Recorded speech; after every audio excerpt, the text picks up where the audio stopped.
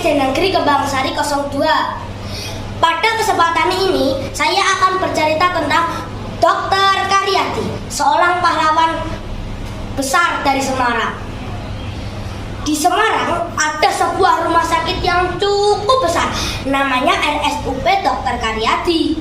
Didirikan pada tahun 1925, rumah sakit itu menjadi yang terbesar se-Jawa Tengah.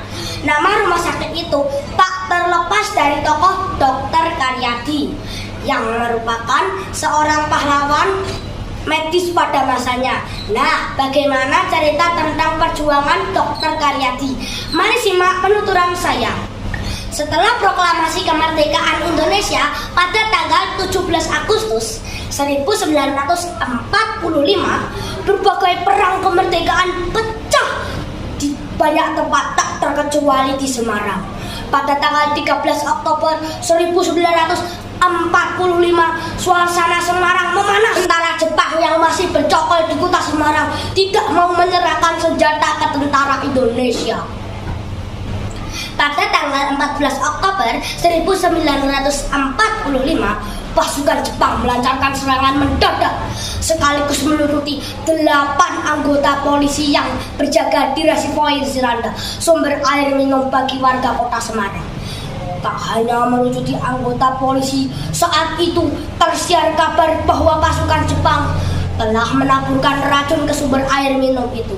Menjelang maghrib, Allahu Akbar, sang dokter mendapatkan telepon dari kepala rumah sakit Purusara yang sekarang menjadi rumah sakit Dr. Karyadi.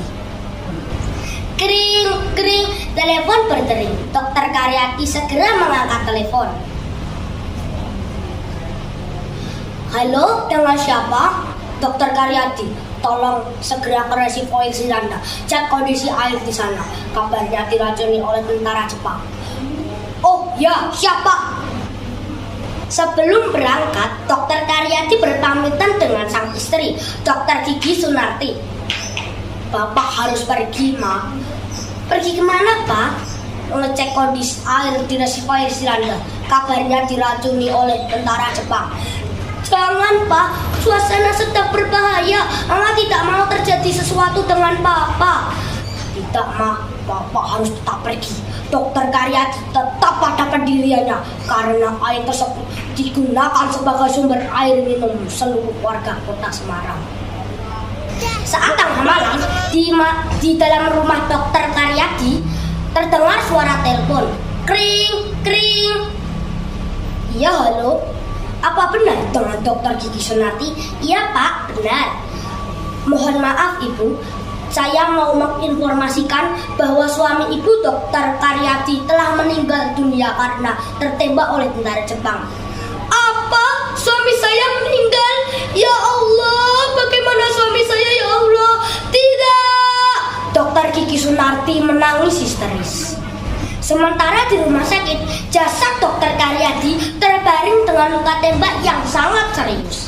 Pada malam itu, Dr. Karyadi ditembak oleh tentara Jepang bersama pasukan tentara pelajar yang menumpangi mobil.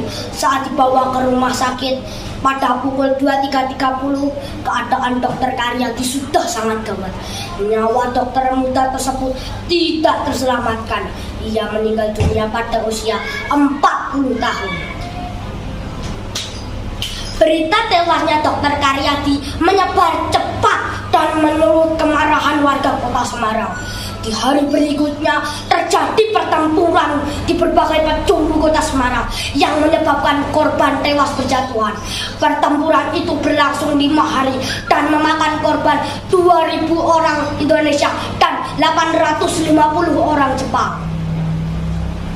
Karena kondisi darurat tersebut, jenazah Dr. Karyadi baru bisa dimakamkan di halaman rumah sakit pada tanggal 17 Oktober 1945.